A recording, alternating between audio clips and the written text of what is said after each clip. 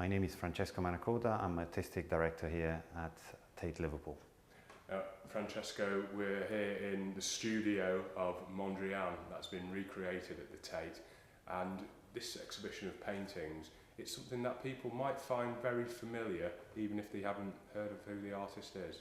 Definitely. I mean, Mondrian was one of the forefathers of abstraction and definitely one who has invented a style that has influenced not just art history, but in fact fashion, architecture and graphic design. It's been copied many times, and yet it really set up a passion for composition, for a grid and the use of primary color that many people would recognize instantly.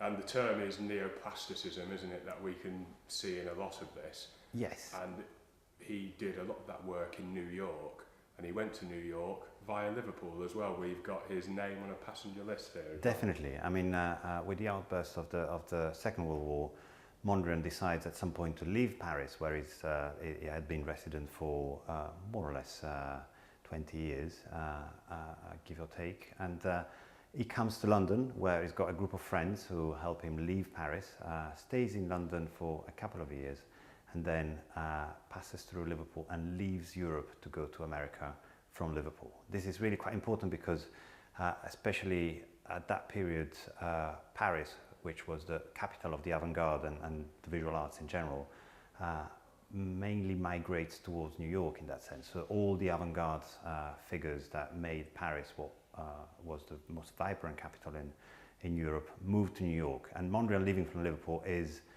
an incredible image of how the war had displaced intellectuals and painters during that period.